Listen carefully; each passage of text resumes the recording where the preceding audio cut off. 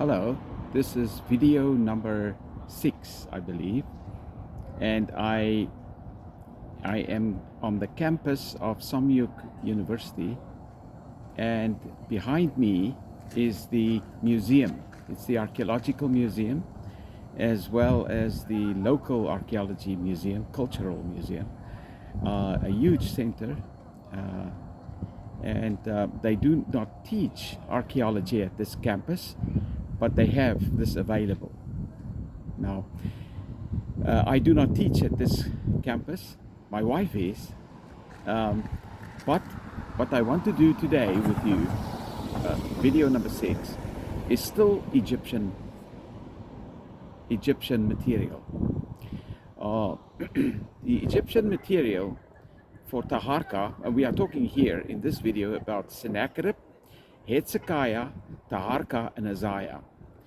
Taharqa was the third nephew. The first nephew was Shabako. Then the other cousin came up. I call him cousin. The other cousin came up, which is Shabataka. And then the nephew or cousin came up, which is Taharqa.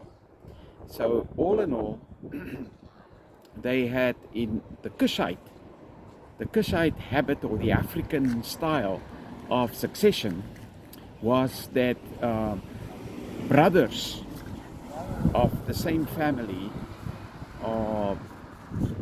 brothers, the uncles' children became the next successors, which is a little different than what it is in Western thinking. So today I want to discuss the evidence from stelae, and I give you the roundabout of stelae that I've collected so far. Here it is. There are 3 stelae here that I made interlinears of, and the stela, the late stela, as we call it, is the one by late in the life of Taharqa, discussed by P Vernus in 1975, and then Daniel Kahn made a transliteration of it in 2003, also translating it. The original is given by P Vernus and his French translation. And then I took it and made an interlinear of both guys, both academic scholars. Then I took the second inscription that I want to mention. Really, I'm going from back to front. This is the late one in his life. The one in the beginning of his life is these 2. They are important for Taharqa, Sennacherib, Isaiah, and Hezekiah. The Dashour wall stela is from 1977 and it was published by Mousa. And I took it and made an interlinear of it, cut it up, made an interlinear English translation. And then there is the First Battle Stela, very important one. It's the First Battle Stela, which I mentioned again. Last time, you remember I talked about Redford?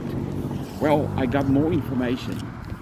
Originally, this inscription by Redford that was published and also mentioned by Shea, that is so significant for a discussion on Taharqa at the beginning of his reign, was found by LeGrain in 1890, and he made some clay prints of it, and it was discovered 100 years later. Redford in 1993 made a sketch of it and translated it in paraphrase, and then Shea in 1993 or 1994 wrote an article on it, mentioning it and in it the significance of it. And then I discovered this. Jamie Revez of Montreal University did the in-depth academic analysis of this first Redford, let's call it the Redford New Stela, that Shea says is the Redford New Stela, is really Jamie Revez put his teeth into it, every bit and piece of information he could find, and he carefully analyzed it transliterated it, and also translated it into French. So I took it and I cut up the inscription and made an interlinear in English for it, and also put Redford's translations in.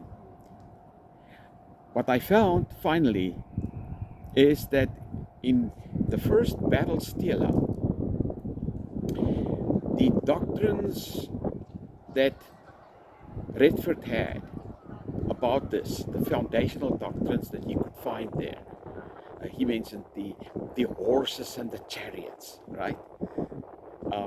That was mentioned there. The inundation, right?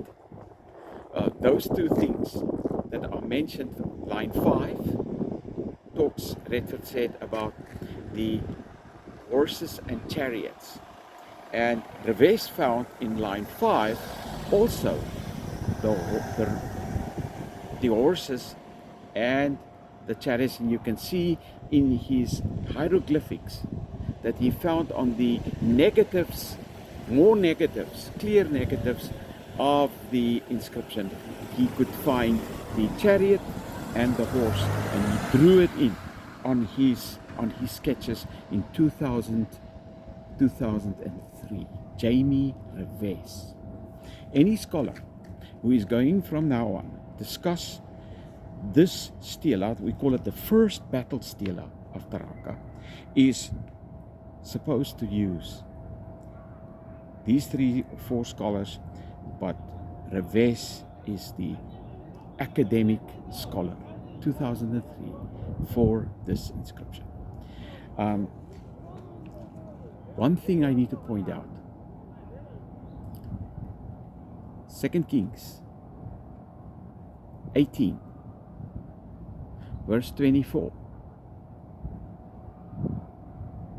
The Rapsake asked Hezekiah's people on the wall, "Why do you reject me, an officer of the Assyrian king, and you rely on the broken reed of Egypt for chariots and horses?" Okay, and in this stela, the first battle, Taharqa is saying, I went to provide. He used the word, Donald Redford translated it, that he went to provide horses and chariots. In that city, I went to provide horses and chariots. Okay, this is the first battle. This is the first battle. The only first battle that I know of is the one that his uncle asked him, "Come with us to the north." And that one is in 690 because his uncle died. That's why he's a broken reed. The Rapsake said, "Why do you rely on the broken reed? It's compromised power in Egypt because the uncle died. And now the nephew, Taharqa, is the only king." And correctly, the Bible says Taharqa was the king. But the broken reed. And he's bringing chariots and horses. Isaiah, 2 Kings 18, verse 24. I'm running ahead of my synthesis, and I'm kind of running ahead of it. But I need to point out, I've got now my fingers on these 3 stelae, as well as the Kava 4 and Kava 5 by McAdam.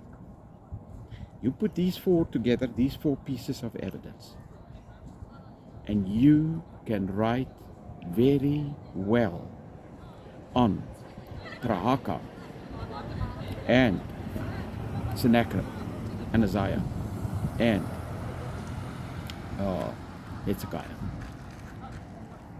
Now, the inundation, the high rise of the Nile, was in his 6th year. Sixth year. But scholars differ what the 6th year is. McAdam counted backwards. 6 is either 690 or 689. 690 is when Shabataka died. That's the 6th year, according to McAdam, because the god Amun selected him earlier. And the inscription actually said, I was selected earlier. And that is what this Late Stela. Late Stela by P Vernus, 1975 in Kahn. That's what it says. It says, I think it's in line 8. You selected me, he said to Amun, long before I was coronated. He's coronated when? When Shabataka died. So that's his 6th year, when he's coronated. So the counting was, according to McAdam, counted 5 years back to 695. And I think McAdam is right. But Kenyon said no. You need to move it down. Kitchen, I said Kenyon. Kitchen said you have to move it down. You have to move it down to. You have to count forward. 690, first year. 698, second year. 3, 4, 5, 6, ending up 685. And Redford, who did this First Battle Stela, also said 685. So he dates this Stela, the First Battle, 685. And Shea, surprisingly, also counted forward to 685 in his latest 1993 or 1994 AUSS article. That's where I will differ with him there. But the basics of his article stand. Unshaken, unmoved. And in my opinion, then, McAdam is right, Kitchen is wrong. Kitchen, Redford, Shea. It's not forward counting, it's backward counting, because the God selected him 6 years before. He says explicitly in the Late Stela by P Vernus, 1975, D. Kahn, 2003, Amun selected me when I was young to be the next ruler. So he started counting from the Amun recognition religiously in his mind. So when he says on his stela, oh, it's my 6th year, that's in his first year. That is his 6th year. First political year is his 6th religious year with Amun recognition. Thank you. That's all I wanted to say for today.